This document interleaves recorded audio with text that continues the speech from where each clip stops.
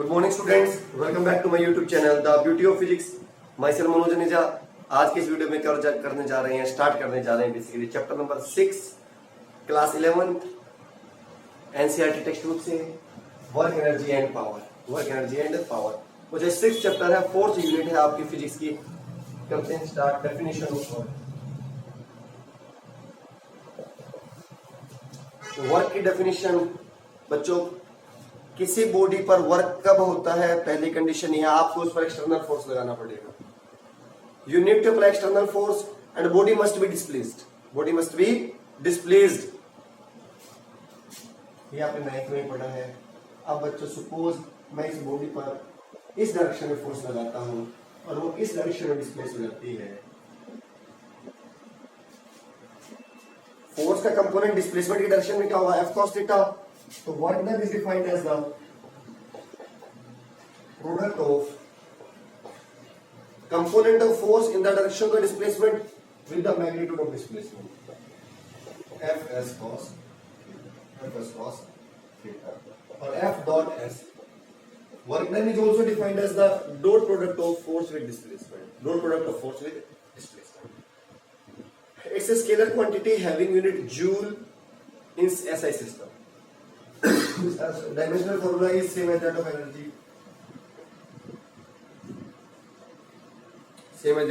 Because work is a form of energy. ठीक है बच्चों यहां से देखिए, there are 3 types of work: positive work, negative work and zero work. Positive work बच्चों, पॉजिटिव वर्क कब होगा, when theta is greater than 0 and less than 90। Theta 0 से बड़ा हो इंक्लूडिंग 0 एंड लेस देन 90। क्योंकि बच्चों हमें पता है जब थीटा 90 से लेस होगा तो हमारा फर्स्ट क्वाड्रेंट होगा, और फर्स्ट क्वाड्रेंट में all trigonometric ratios are positive, that's why cos is positive and hence work is positive. तो बच्चों जब angle between force and displacement is less than 90 degree, it means there will be a positive work. Examples: when any object is released from a certain height, कौन सा force लग रहा है, gravity force नीचे लग रहा है, डिस्प्लेस भी नीचे हो रहा है। तो फोर्स और डिस्प्लेसमेंट के बीच कितना एंगल है बच्चों, 0 डिग्री। 90 से लेस होना चाहिए एंगल, तो work done by gravity is positive.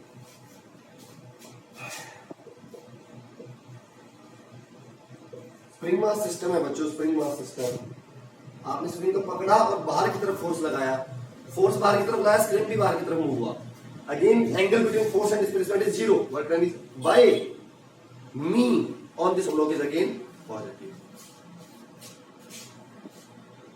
एक सिलेंडर है, इसके अंदर गैस की हुई है, गैस फील्ड है, और let the gas be expanded. Gas expand होने दो, तो गैसेस क्या करेंगी, प्रेशर एक्सर्ट करेंगी, फोर्स ऊपर लगाएंगी और डिस्प्लेस भी ऊपर हो रहा है। Again work done by gas is positive.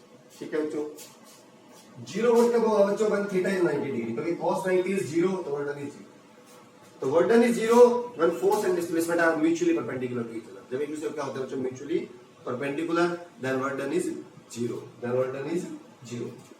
Examples: circular motion, centripetal force acts towards the centre and the instantaneous displacement is along the tangent, angle is 90 degree and hence work done is 0।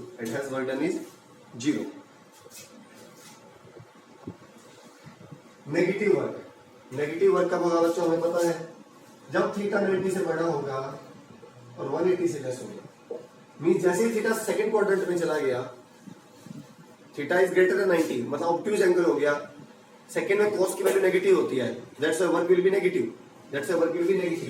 जब ये condition होगी तो बच्चों work will be negative. Examples: when any object is throne upwards, displace ऊपर हो रहा है, gravity नीचे काम कर रही है, तो work done by gravity on the object is negative. Spring mass system, आप इसको पकड़ के बाहर की तरफ खींच रहे थे, बट रेस्टोरिंग फोर्स कहां लगेगा, अंदर की तरफ। रेस्टोरिंग फोर्स अंदर लग रहा है, डिस्प्लेस बाहर है, तो work done bye restoring force on the block is negative. I hope clear.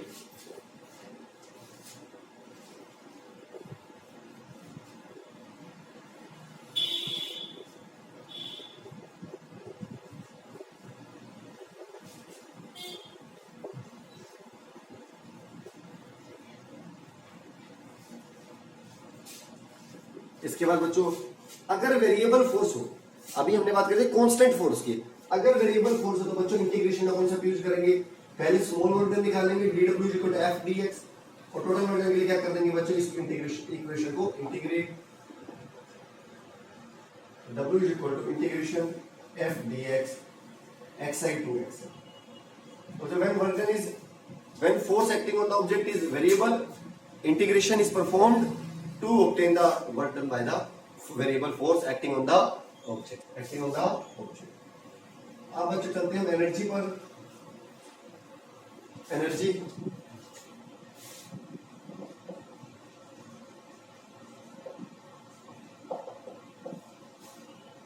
Energy क्या होता है बच्चों, the capacity to do work.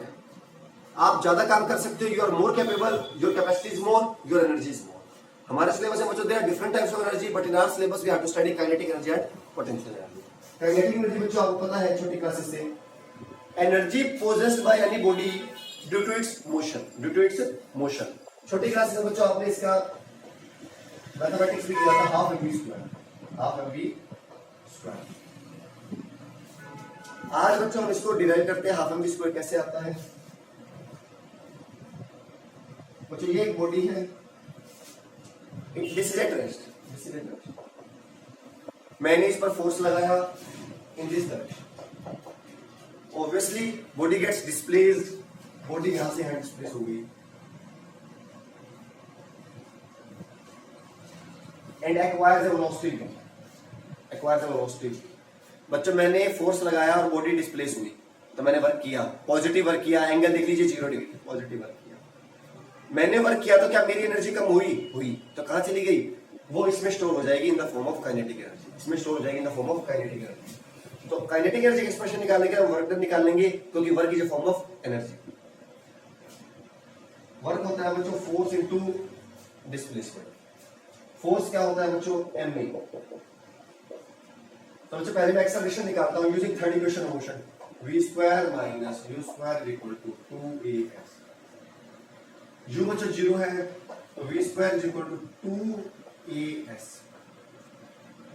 यहां से बच्चों v s की एक वैल्यू निकाल लो, v स्क्वायर by 2s is equal to p, यहां डाल दो v स्क्वायर बाय 2s, डाल दो f equal to ma, f की वैल्यू डाल दो बच्चों direct, mv square by 2s into s, s से s कैंसिल हो गया, w equal to mv square by 2।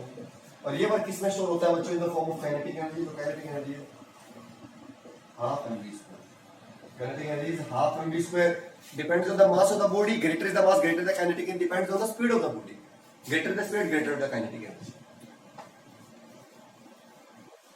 चलते हैं बच्चों नेक्स्ट पर। इसके बाद बच्चों आता है वर्क एनर्जी थ्योरम। क्या आता है बच्चों? Work energy theorem. ये टॉपिक करते हैं बच्चों, वर्क एनर्जी थ्योरम का है।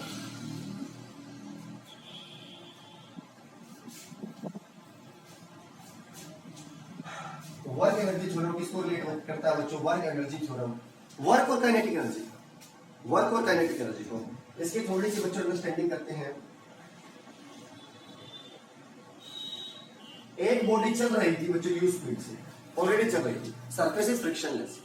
मैंने इसको पीछे से फोर्स लगाया बच्चों, जैसे अभी मैंने लगाया था जब ये रेस्ट पर थी, और इसकी स्पीड को मैंने बढ़ाकर भी कर दिया। पहले केस में 0 थी, इस केस में ऑलरेडी को स्पीड थी, बढ़ाकर मैंने फाइनल स्पीड कर दी हुई, and it gets has a displacement x। तो बच्चों अगेन मैंने फोर्स लगाया, बॉडी डिस्प्लेस हुई, तो मैंने पॉजिटिव वर्क किया, मेरी एनर्जी कम हुई, तो कहां चली गई मेरी एनर्जी? कहां चली गई? एनर्जी कंजर्व्ड है।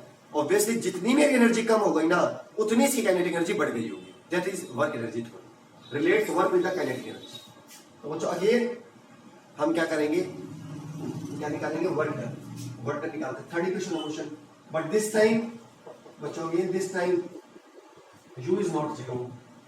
बच्चों s a की वैल्यू निकाल लीजिए, 2s is equal to a और a is equal to v square minus u square upon 2s। ठीक है बच्चों, अगेन तो वर्क डन निकालते हैं, f इंटू s, f होता है बच्चों ma, a ये रहा बच्चों m v square minus u square upon 2s into s. S से एस काट दो बच्चों, क्या बच गया मैं इधर लिख रहा हूं m v square minus u square upon 2 m v square upon 2 m u square upon 2 is equal to work. Half m v square kinetic energy, तो हाफ एम यू स्क्वायर भी क्या होगा, ये भी kinetic energy. U initial speed है तो ये initial kinetic energy हो, फाइनल काइनेटिक एनर्जी। तो work done is equal to basically बच्चों final kinetic energy minus initial kinetic energy. तो कितना आपने वर्क किया, मैंने यही तो कहा था जितना मैं वर्क करूंगा उतनी काइनेटिक एनर्जी चेंज हो जाएगी।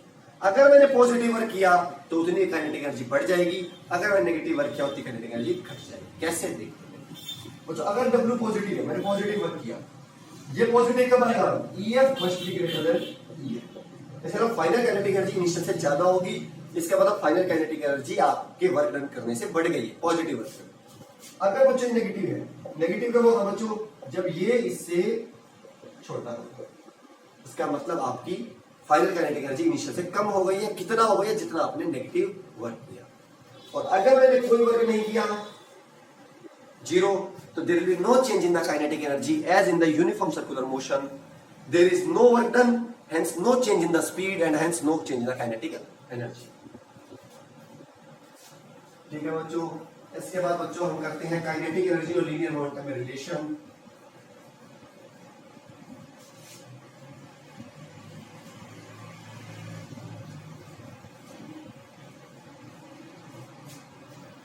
इसके बाद करते हैं बच्चों काइनेटिक एनर्जी और linear momentum relation. Linear momentum बच्चों में पता है क्या होता है, एम। काइनेटिक एनर्जी क्या होती है बच्चों, हाफ m v का स्क्वायर। बच्चों मास से मल्टीप्लाई मास से डिवाइड करते हैं, क्योंकि आप ताकि मैं लीनियर मोमेंटम को इंट्रोड्यूस कर सकूं। ये स्क्वायर हो गया, ये mv का होल स्क्वायर हो गया, this is p square this is p square by 2m, E is equal to p square by 2m। तो kinetic energy depends on square part of the linear momentum. यहाँ पर बच्चों कुछ graph आते हैं, वो ग्राफ कर लेते हैं। E क्या आ गया बच्चों, p square by 2m। अगर बच्चों मुझे E और P में ग्राफ प्लॉट करना है तो मास को कांस्टेंट रखना पड़ेगा, और अगर मास कांस्टेंट है तो E प्रोपोर्शनल है p स्क्वायर के। तो y is equal to x square का ग्राफ आपको पता है कैसा होता है, पैराबोलिक ग्राफ होता है। This is my P, this is my, इस टाइप का ग्राफ होगा। अगर बच्चों P कांस्टेंट है तो E मेरा इनवर्स वेरिएशन होगा मास के साथ, प्रोवाइडेड P इज कांस्टेंट। तो E और M में कैसा रिलेशन आएगा बच्चों, y इक्वल टू 1/x वाला ग्राफ आएगा, डिक्रीजिंग फंक्शन। इस टाइप का ग्राफ आएगा, डिक्रीजिंग फंक्शन। और किस के बीच में हो सकता है बच्चों, सपोज एनर्जी कांस्टेंट है, p square is 2me। if energy is constant, p is proportional to square root of m, p is proportional to square root of m। ये y is equal to square root of x वाला graph आएगा बच्चों कुछ इस type. ठीक है, तो ये तीन ग्राफ थे, ये था आज का वीडियो। नेक्स्ट में लाएंगे पोटेंशियल एनर्जी एंड पावर का टॉपिक, और एक बचेगा टॉपिक हमारा कोलिजन। चैप्टर छोटा सा ही है, वीडियो पसंद आया तो लाइक कर दीजिए। Thank you so much sir.